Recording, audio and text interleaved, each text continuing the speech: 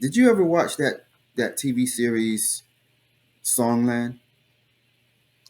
It had Esther Dean on it. It was on like NBC or something, right? I'm trying to remember what network it was on.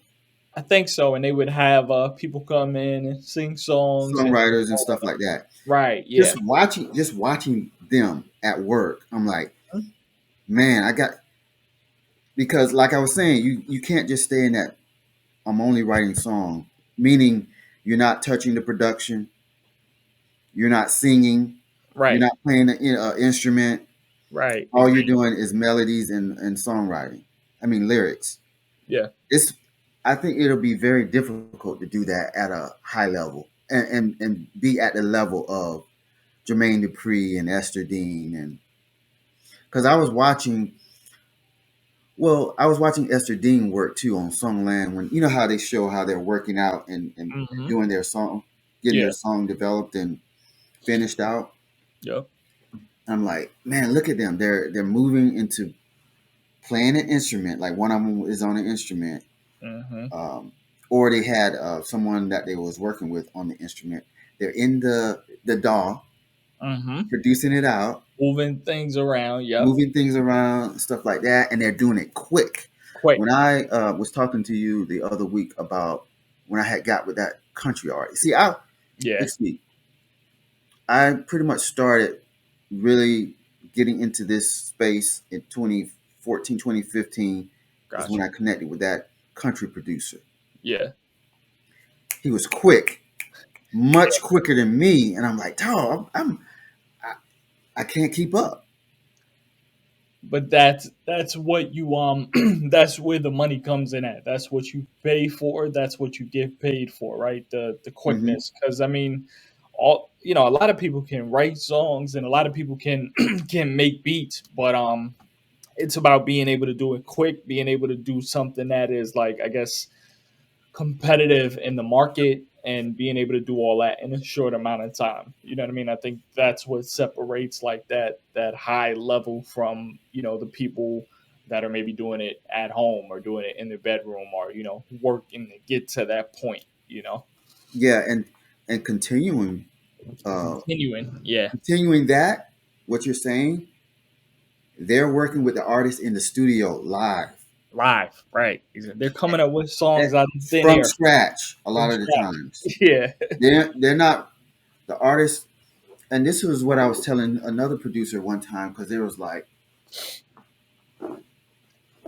I don't know, maybe it's just like when they get an artist requesting that, I don't know if they're taking on those projects because it could, if you don't normally do that live from scratch, it can take you some time, Yeah. To more work. time than probably some of these producers want to put into making a beat Yeah.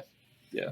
because I think I'm not saying it's so easy to make a beat, anybody can do it. What I'm saying is, I think it's easier to create a beat if you're creating the beat organically and you don't have anybody requesting Watching you certain things of you. and watching you while you do it. Right. While you're trying to come up with the beat, they're literally to the right of you. So Esther Dean and the other people on that show, the other judges on that show, were doing this. They weren't doing it live, but they were being recorded They're being recorded. with the Yeah. cameras. No telling how many people were in the room. Right. As Watching they it. were recording this. Yep. But that's taken them years. Esther Dean, she's been around for what, maybe even 20 years at this point or close to it. You know what I mean? So Hmm. that doesn't come overnight. It takes years and years of doing it every night, doing it, being up every night, 5, 6 hours, 5 a.m., 3 a.m., 4 a.m. You know what I mean? And what we see is the final product, but we don't see, all of the work that it took to for her to get to that point. You know what I mean?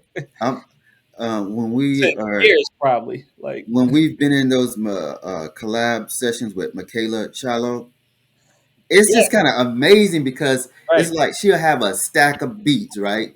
Just run through them, She'll run through them, run through, and and they're all pretty much bangers. have a Like, all song dope. Yeah, almost all finished, dope. and then she'll move on to the next one. Totally Yeah. different vibe. Yep. she's doing it again. It's like someone throwing her pitches and she's knocking it out of the park. every time. But that comes from doing it for years and years and years. You know what I mean? And so I don't think enough of us. I don't think a lot of us get that type of practice.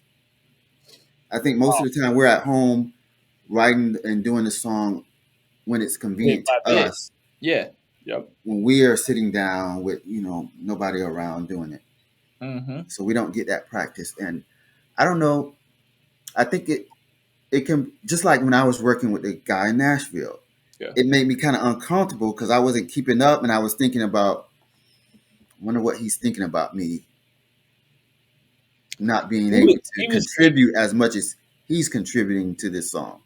he was glad that he was getting paid. You I'm know, sure of that now. That's a but given. I don't think he was thinking about you. You know, worried about you one way or another. You know, he was like, I'm getting paid to do this, so I'm gonna do it. You know what I mean? But that's where the service comes in at, man. You know, But I learned from that. I learned to like have my stuff have as much of a song done. that I could when Yeah, I met him the next time, because I knew how he wrote. yeah, exactly. And a lot of it is trial and error too. You know what I mean? Seeing what works, seeing what doesn't. You know what I mean? Depending on who you're in the room with. You know, what works with Mariah may not work with Monica. You know, Oh so yeah, definitely. I'm pretty sure every artist, most of those artists he worked with, have a certain approach, like you're saying, of yeah, how their creative process. yep, For me, I think it's kind of harder for someone. I think well, in certain situations, it seems like when there's too many voices in the room or voices going on, like too yeah, much input yeah. on something, I get distracted by that. Yeah, I don't I'm not really a fan of that either because you know, you get too many people, too many different directives and then you spend too much time you know, well I like this or I don't like that or they like this and you know, I think it's better to cook up as intimately as you can. Maybe, you know, one, two, three, four people maybe at the most, you know, but sometimes you might be in a room where there's 8 people, 10 people, and they're all you know making loops, and it becomes a lot, you know, like you said. So